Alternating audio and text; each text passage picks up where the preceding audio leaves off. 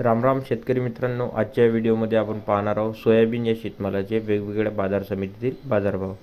तुम्ही जर चॅनलवरती नवीन असाल तर सबस्क्राईब करा आणि व्हिडिओला लाईक करायला विसरू नका।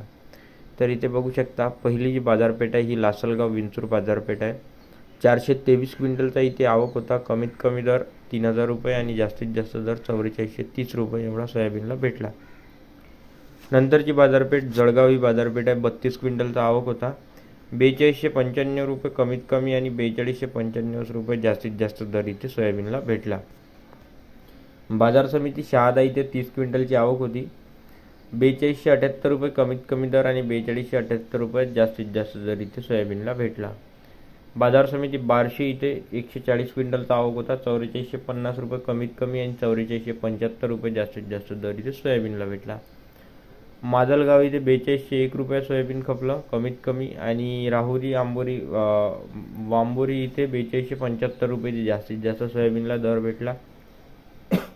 बाजार समिती सिल्लोड इथे 33 क्विंटलची आवक होती आणि 4450 रुपये जास्तीत जास्त सोयाबीन खपलं।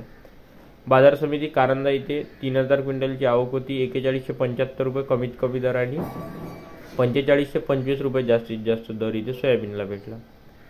बाजार समिती कंड इथे 3 क्विंटलची आवक होती आणि 4400 रुपये सोयाबीन खपलं। तुळजापूर इथे 4450 रुपये सोयाबीन खपलं। मोर्शी इथे 4350 रुपये जास्तीत जास्त सोयाबीन खपलं।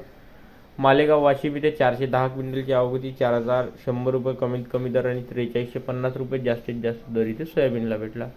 राहता इथे 4346 रुपये जास्तीत जास्त सोयाबीनला भाव भेटला। मंगरुळ पीर इथे 21 क्विंटलचा आवक होता आणि 4950 रुपये सोयाबीन खपलं।